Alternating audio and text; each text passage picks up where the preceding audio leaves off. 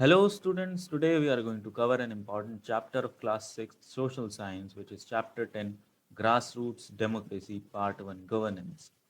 Now before starting the chapter, let me introduce myself a little bit. So I am Raghav Daksh, currently pursuing history honors from University of Delhi College of Vocational Studies. Our first heading of the chapter is meaning of governance. People have always lived in communities. When many people live together, disagreements can occur, which is why rules are necessary for harmony and order. So, in a country like India, where multiple people like coexist together with different religion and secular background, disagreements and multiple views are bound to occur, not just in India, even in other parts of the world, which is why rules and regulations are necessary to maintain harmony and peace in the country.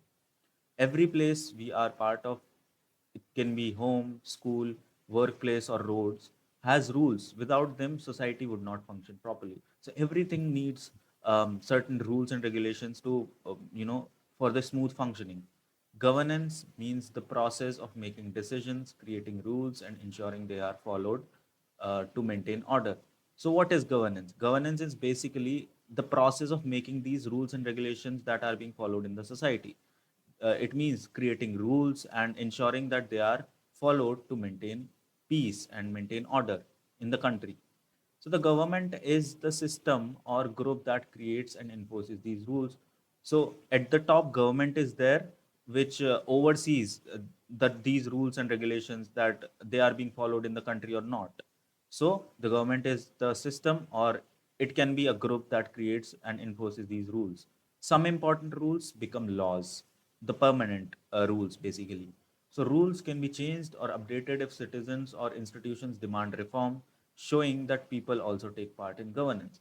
So people also have a say in the governance process because they elect their own leader. Even if they don't, they have the right to do protests or do campaigns and raise their voice against any particular rule so that they can be changed.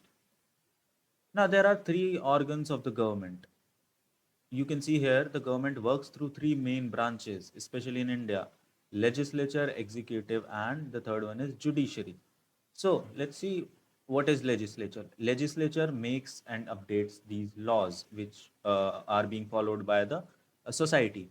So it consists of elected representatives, example parliament, which consists of two houses in India, Lok Sabha and Rajya Sabha, or state assemblies. So legislature's main work is to make and update these laws. The second one is executive. Executive implements and enforces these laws which are made by the legislature.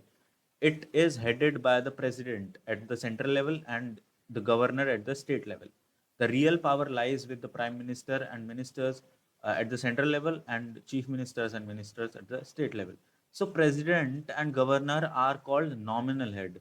We'll see later on, but the real power lies within prime minister at the central level, not the president, and at the state level CM is there. It also includes departments like police for law and order. Now, the third one is judiciary. It ensures laws are fair and followed in the society.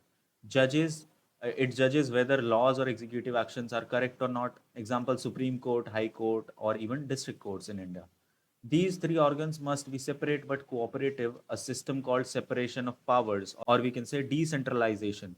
It prevents misuse of authority by maintaining checks and balances on each other. Now, three levels or three tiers of government. India functions at three levels of the government to handle issues efficiently: local government, state government, and central government. Now, local government is at the bottom, that works at the grassroots level. It works at village or town level, handles local problems like sanitation, roads, and water supply. Now, there is state level at the middle ground. It works within a state responsible for education, health, policing, agriculture, and irrigation. Now, at the top, central or national government is there, which works for the whole country. It deals with defense, currency, foreign affairs, and national policies. Example, if we see, if flood occurs, local authorities handle mild ones. If they worsen, the state government steps in. And if it is very serious, the issue becomes very serious, the central government sends help like army supplies, etc. Now, the framework of government functions.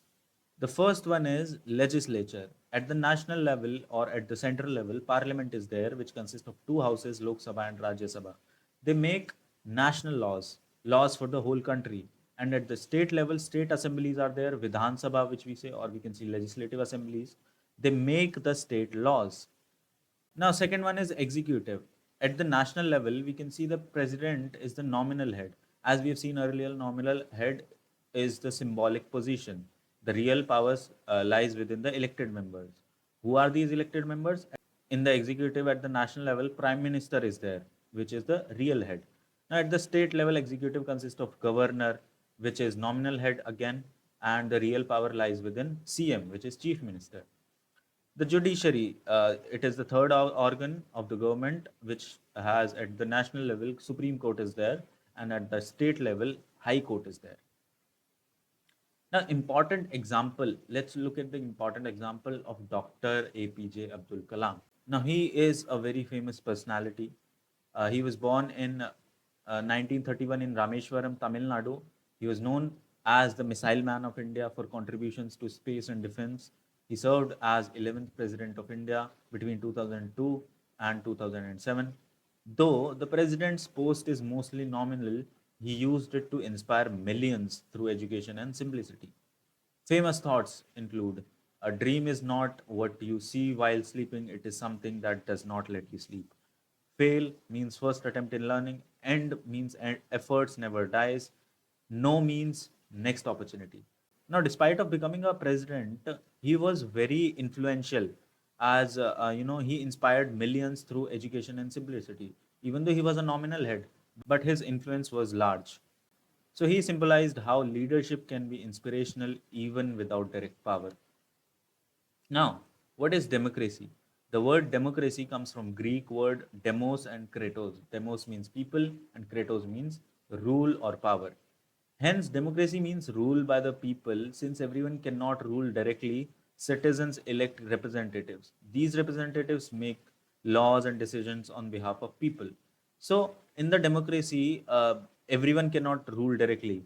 So, people like us, which are normal people, or we can say citizens, elect our representatives in the government. Now, these representatives make laws and decisions on behalf of us people. At the state level, they are called MLAs, which are members of Legislative Assembly. At the national level, they are called MPs, which are members of Parliament. Now, these representatives debate and discuss issues to reach fair decisions.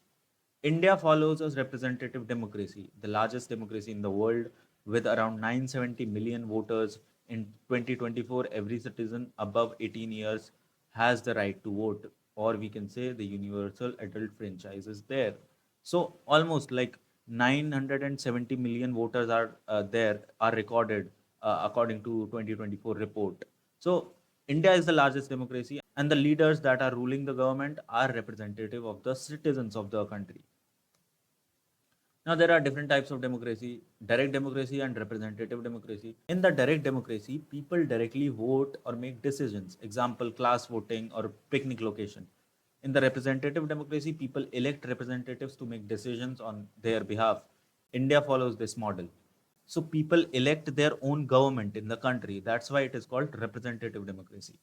Now, the grassroots democracy. This refers to involving ordinary citizens at the base level of society, or we can say the local governance, where the panchayats happen, and all the villagers are there. So, in decision making, especially in local governance like panchayats and municipalities, it ensures that people affected by decisions have a say in them. So, people like us also have a say in the decision making process at the grassroots democracy. Key points to remember: no country can exist without a government and proper governance. A modern government has three organs: legislature, executive, and judiciary. India functions through three levels: central, state, and local. Democracy is the guiding principle working through elected representatives. So, in India, elected representation takes place in the government or governance process, and no country can exist without the government or proper guidance of governance. A modern government has three organs: legislature, executive, and judiciary. And India functions through three levels: central, local, and state. Or we can say the decentralization of government is there, which means the separation of powers. So yeah, this was all about this chapter. I hope you liked it. If you liked the video, please give it a thumbs up. Comment down your doubts below, or you can ask, anything or appreciate in the comments. Subscribe to the channel for more such lectures. We'll meet in the next video soon. Till then, take care and bye bye.